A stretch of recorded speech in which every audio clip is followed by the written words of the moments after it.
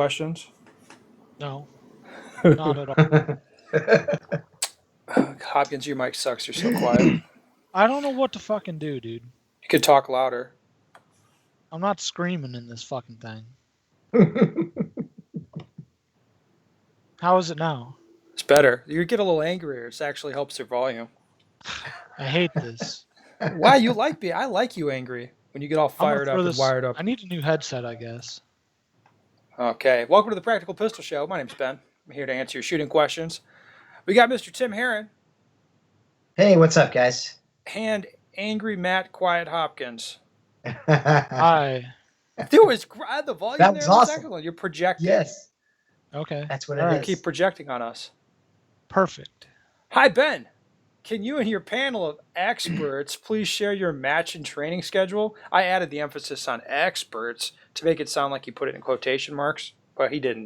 This was tastefully worded, what he did here. Anyway, in particular, does your training schedule change much during the year, such as if you're leading up to an important match?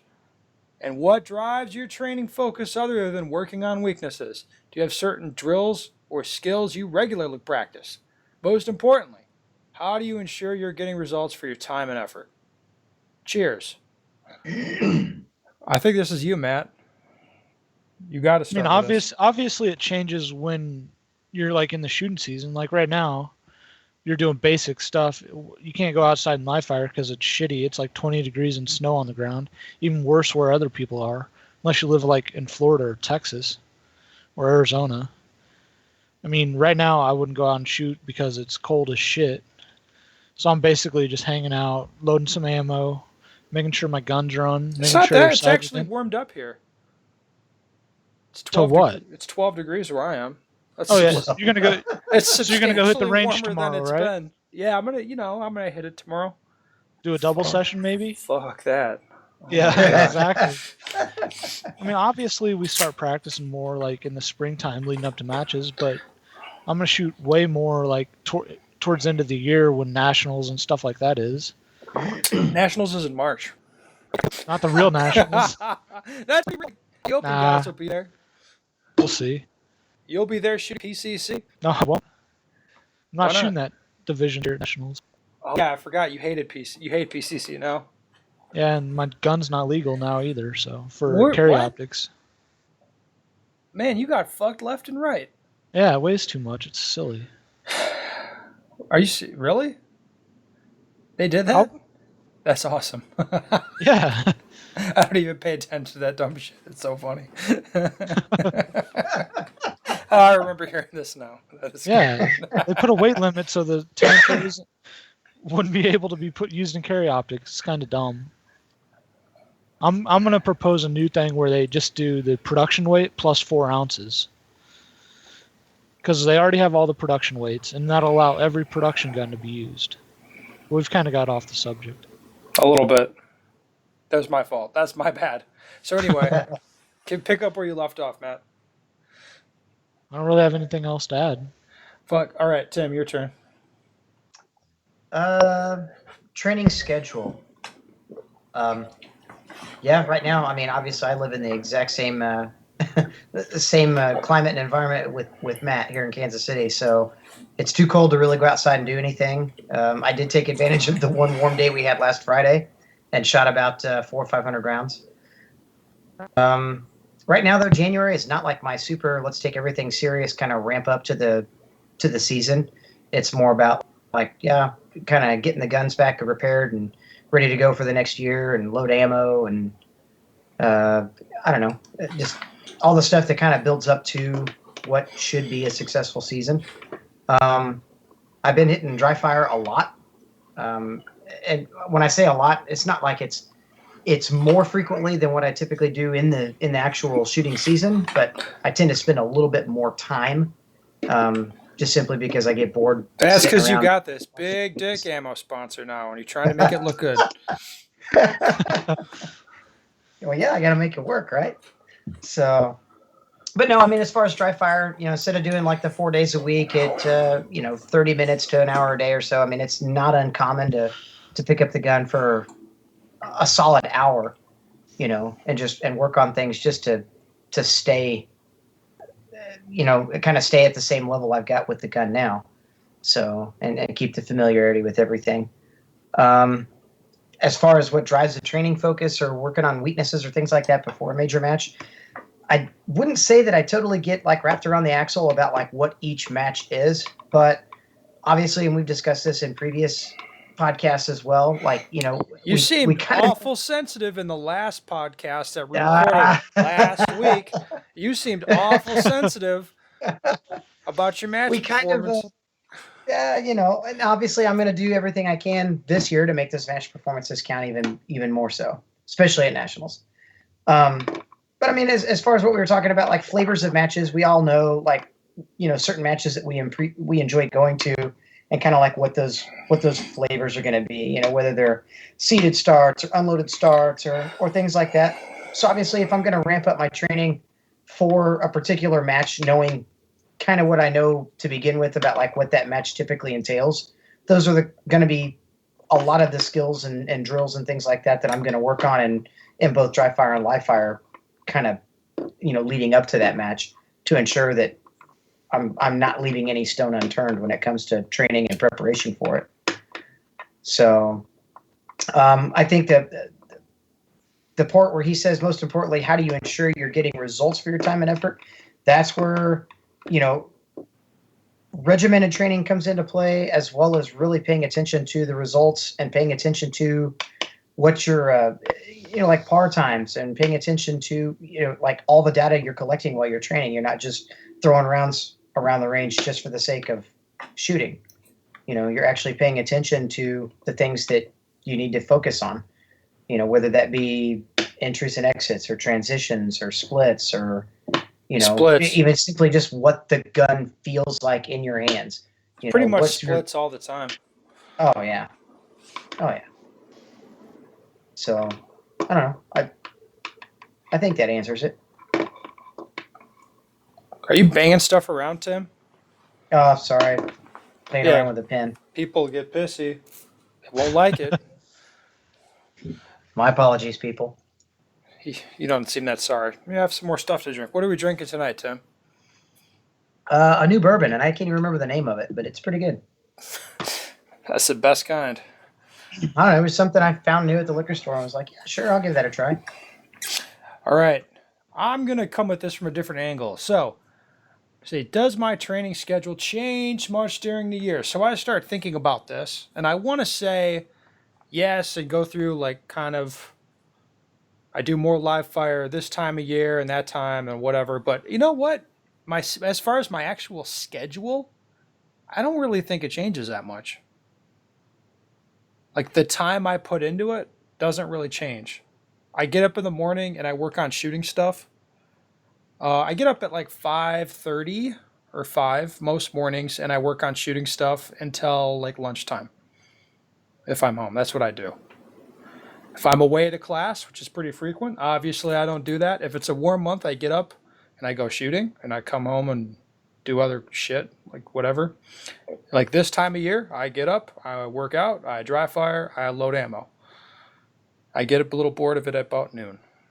So my schedule doesn't really change that much. I'll get big swells of training time closer to big matches where I can go out and shoot like all day long until my fucking hands hurt, and then shoot some more. But as far as like, it's just something I just work on it every day, all the time. I like that. Is that a better way of putting it? I like that. Yeah, I mean, I was thinking about it like as far as the actual time that I put in. I'm thinking about that. That's not. It doesn't change a whole lot, you know. As far as having certain drills that we regularly practice, yeah, of course, there's a lot of benchmark drills and a lot of non-benchmark drills. Just a lot of things that are always practicing and working on. And that stuff that you practice consistently, that's how you get results. Is you're always setting goals, man, because you got to have goals. Definitely. Like when Tim and I had that little competition a few weeks ago, where I was doing things that you thought were scary, and so you practice. What were we doing? We're drawing and reloading, right? Yeah, like 4 aces type stuff. Yes, and just like setting goal for yourself and getting motivated, you got better, a lot better. Oh, absolutely. In a hurry. Absolutely. I was like, shit, I was actually genuinely impressed with how well you were doing. Well, thanks. And I can't wait for it to warm up, and I want to do some other things that hurt your feelings and motivate you. Because you got to have goals. Absolutely. All right. I think we nailed that question. Next one I think is for you, Tim. I heard Tim mention he's battling tendonitis. Wondering what you guys do to prevent that and heal. So that's for you, Tim. I'm not at that age tendonitis. Yet, so. Tendonitis for me was something I battled more so in 2015. I pretty well got everything kind of healed up and under control and didn't have any issues with it at all. 2016.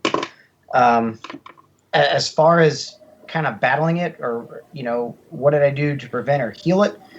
There really isn't any way to heal tendonitis. What tendonitis is the tendons are the part of your anatomy that attaches your muscles to the joints or attaches the muscles to the bone.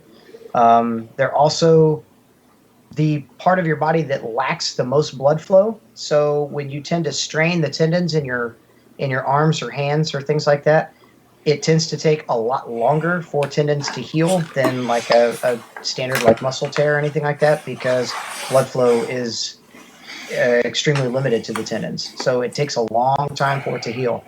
Kind of a lot of what I did was reading. There's a USPSA shooter down in Arizona, and he kind of came all highly recommended by a lot of other USPSA guys. Chad Riley is a physical trainer that does a lot of stuff regarding like tendonitis and helping people out with tendonitis or tennis elbow and tendonitis in the hands and arms. And I think he helped like Steve Anderson with like some plantar fasciitis and things like that too.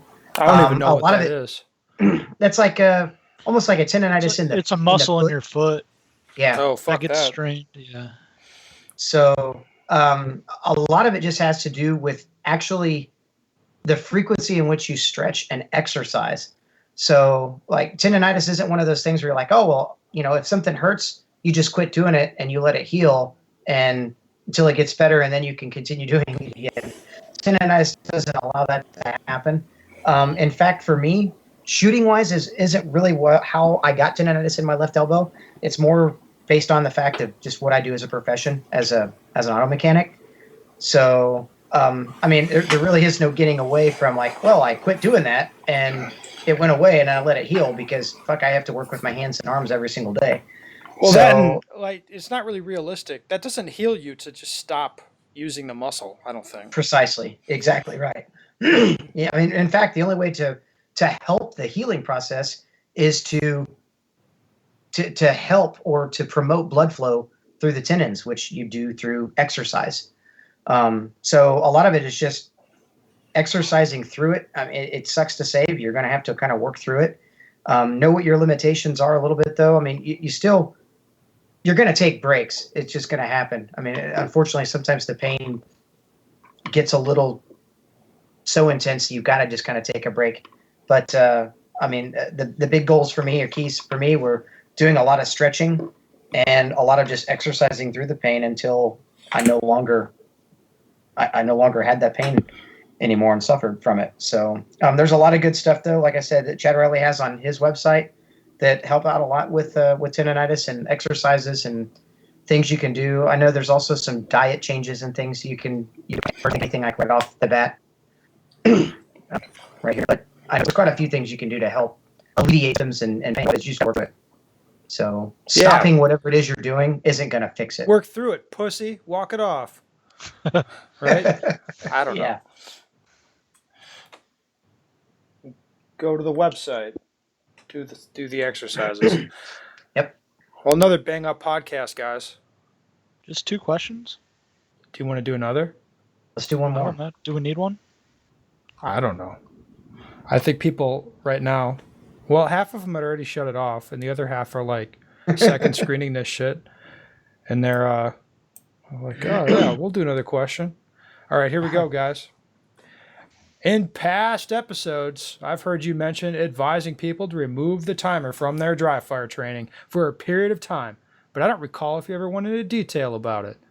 Can you talk about when and why you would advise this approach and what you think there is to gain from removing the par time from training? Shit. This is where I make like an offhand comment and then some motherfucker wants me to like explain it in detail. That's part of the thing, isn't it? It is. That's the whole thing. Right.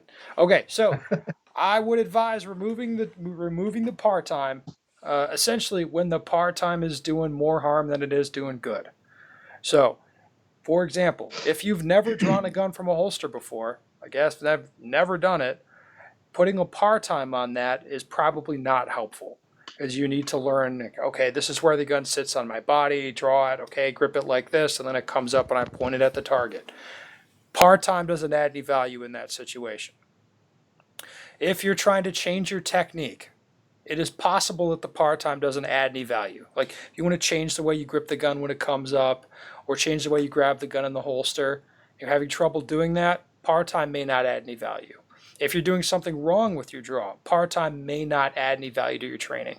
Like you may be more focused on that than on the thing you're trying to do differently. Because the fact is, you're going to be able to think about one thing at a time while you're training, like one little technical point, or maybe one little mental cue that you're working on, one thing at a time. And for a lot of people, when they have the par time there, that can become a distraction from thinking about that one thing they're supposed to think about. So in that case, I would take the par time away.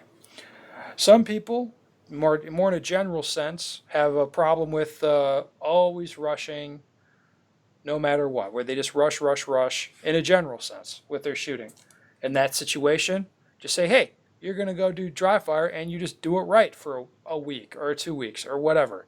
And it's you just go your pace and do it correctly. So don't fuck up reloads and draws, put the sights in the center of the targets that you're shooting and so on. We'll just, instead of doing it fast, do it right. And then you're just going to go to the match and shoot that way. So you try to address a problem with their sort of mental game, or the way that they're approaching shooting with rushing all the time. We're just going to take the time out of it. So that would be another circumstance. So as you can see, it's like kind of in a limited set of circumstances, it does make sense to part away for some period of time for some specific reason. Okay. Any thoughts on that, Mr. Matt? One thing I'd like is how will that they should take it away. All right, so that's a good question. Self-diagnosis of it. Yeah, so that's a little bit tricky. So you will know, but you have to be self-aware of what you're doing. So if you're doing dry fire and you find yourself doing it wrong a lot, and then you can't, I don't think doing stuff wrong is a reason to take away the par time. But let's say you've got the par time set at 0.7 seconds and you're doing the draw wrong a lot, all right? You can't really do it right, and then you set the par time a little slower and you still can't do it right, and a little slower still, you still can't do it right. You might have trained yourself wrong in some way. So let's just eliminate the par time altogether and start training yourself properly to get the technique the way you want it. So it'll be, if you find yourself more wrapped up in the par time than you are in what the fuck you're trying to do, you might want to step away from the par time for a while. That might be 10 repetitions. It might be 10 minutes, or it might be 10 days. Yeah.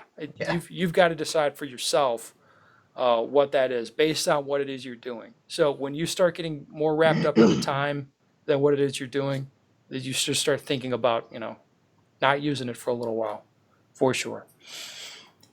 Tim, anything to add? Kind of just an added note to that too is obviously most of everything that we do in shooting is vision based or vision driven.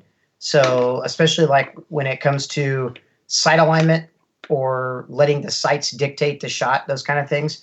And kind of just to build again on what Ben's talking about, we tend to get so wrapped up in beating the par time that we tend to cheat our vision, which tends to be what the most important part of this whole aspect of shooting is, 99% of the time.